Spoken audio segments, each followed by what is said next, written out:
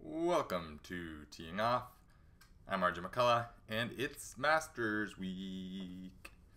Russell Henley is your latest PGA Tour winner, earning his third PGA Tour title, erasing a 4-stroke deficit in the final round, overtaking Sung Kang and winning by 3.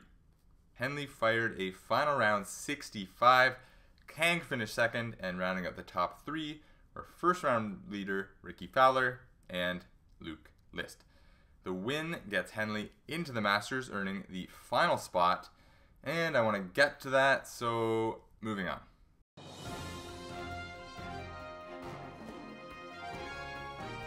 Before I get to the Masters, quickly a couple other notes from around the world of golf. The #1 story this weekend, especially on social media, was the Lexi Thompson situation. Now, for those of you unfamiliar with it, I'll give you a brief recap.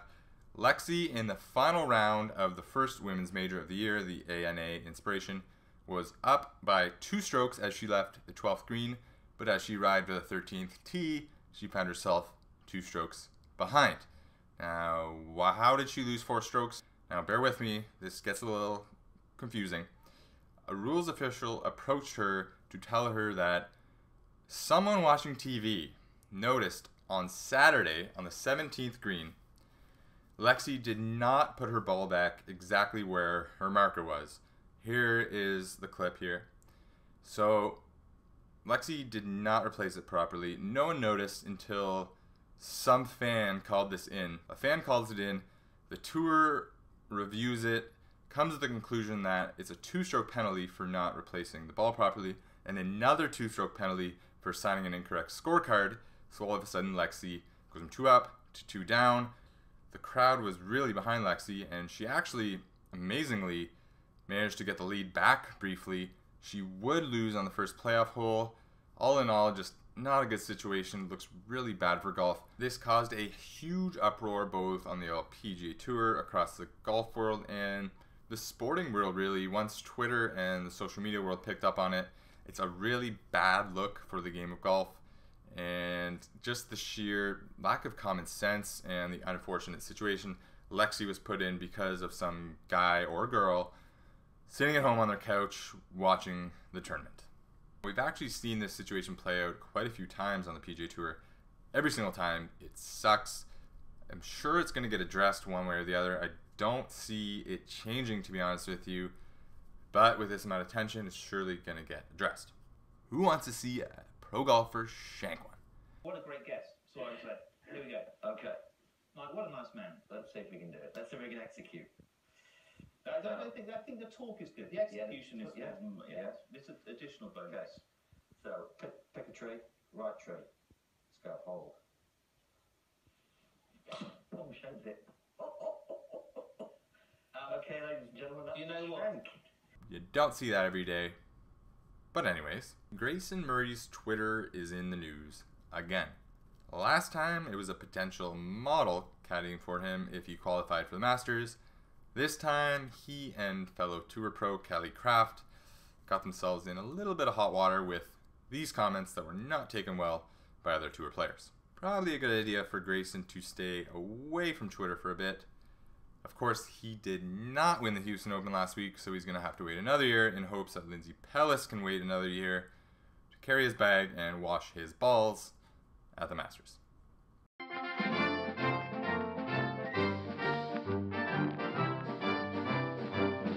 Surprise, surprise, Tiger is not tournament ready this week for the Masters. This marks the 3rd year in the last 4 that Tiger has not participated in the Masters. He is on hand at Augusta this week, mainly for the annual Champions Dinner, but it's officially sad time once again for Tiger. If he can't play in this event, undoubtedly his favorite event on tour, there is literally no timetable for his return. But it's Masters week, no time for sadness. It's the most wonderful time of the year. That's right, it's Masters week. The three biggest storylines that you're probably going to hear the most about this week are, number one, Jordan Spieth recovering from his demons from his quad on 12 last year. Number two, Rory McIlroy going for the career Grand Slam. And number three, whether or not Dustin Johnson can continue his domination of the tour and get his fourth straight win. Now you're going to hear a lot about those everywhere, so I'm not going to go into much detail on those, except to say that everyone seems to be making a big deal about Jordan Spieth and him exercising some demons. Personally, I think it's Rory McIlroy that has some exercising to do. Rory comes into Augusta for the third straight year looking to nab the career Grand Slam, and his losses in this tournament have been much more painful than Spieth's first, second career placings. Going back to 2011 when Rory blew his own four-stroke lead in the final round, Rory has since finished 4th, 8th, and 10th to go along with the 15th in 2011 after the 80 in the final round. In other news, Jason Day will be playing this week. It was in question after Jason withdrew a few weeks ago to be with his mom during her surgery and recovery from cancer. Let's just hope the weather cooperates. Monday was nearly a wash due to storms in the area, the course closing at 2:30. Wednesday threatens to be much the same, with the legendary par 3 contest possibly being skipped this year. This does not bode well for players that have never played in the Masters, having almost no opportunity to go around the course and study it. It's really a course that needs a lot of studying. Regardless of that, Gary Player and Jack Nicklaus will be up bright and early on Thursday morning, kicking things off as the ceremonial starters. One group of people who won't be as upset as usual if that weather does come is the media. For a reason why, just take a look at their new media center. What I wouldn't give to be in there this week. The weather reports for the tournament itself are actually decent so far, so let's just hope that those hold up. Tuesday's Champions Dinner, hosted annually by the prior year's winner since 1952, in this case, Danny Willett. Danny going with traditional English fare, and my mouth is watering. So, who is competing for this year's green jacket? 94 players are in the field, Russell Henley being the last to qualify with last week's win.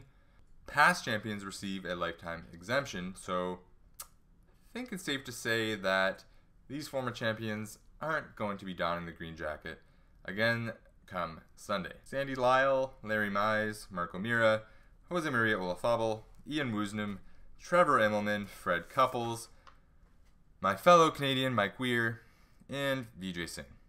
So let's narrow that list down to 85 players. Of those 85, first-time guys like Toto Gana, Stuart Hagestad, Scott Gregory, and Brad Dahlke would all do incredibly well just to make the cut. So now we're down to 81 players. If we say very, very conservatively, there are 81 players with some sort of chance to win this week. That makes it by far the smallest field of eligible players in any major on tour.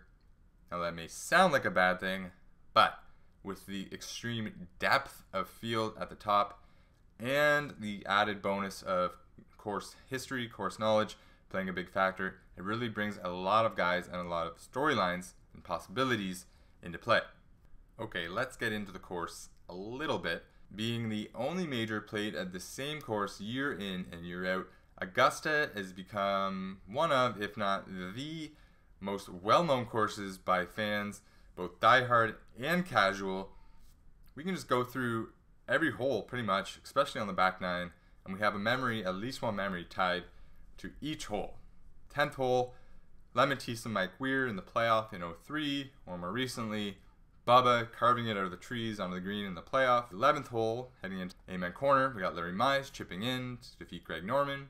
12th hole, Jordan Spieth's quad last year, or Fred Couples' ball staying up on the bank. 13, we got Phil from the Pine Straw.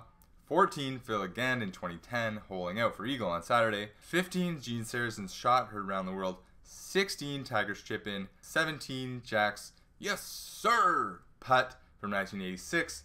18, everyone has their own favorite memory from the 18th green, and my favorite being Tiger's 18-foot downhill putt to win the playoff in 05 versus Chris DeMarco. But as you can see, there's plenty of memories from plenty of holes everywhere that makes this such a unique event. Now it's that tradition, unlike any other, along with the booming roars that reverberate through the Georgia pines, that makes the Masters very special and definitely the best golf tournament of the year. Now, I'm not going to do DraftKings picks this week because, well, as I said, it's the Masters and pretty much the whole field is good, so doing one lineup, kind of pointless. If you're going to do DraftKings, I recommend you do a bunch of lineups. However, if I had to pick one person, I'm not going to go out on much of a limb here, but that one person would be Jordan Spieth. If not for two bad swings on the 12th last year, Jordan would be here going for his third consecutive green jacket. As it stands, a second, a first, and a second in his 3 appearances at the Masters. I'll go with that. It's anyone's field, anyone's event, but that's my pick. Also keep in mind with the limited field, the cut line will be a little bit smaller as well. Cut line rule being top 50 players in ties, plus anyone within 10 strokes of the lead. Alright, that is it for another episode of Teeing Off. I don't have to tell you this, but enjoy the Masters this week. I'm going to head to Hilton Head next week for the RBC Heritage, so I'll have some videos from there. So check that out next week. Thanks again for watching. I'm RJ McCullough, and I will see you next week.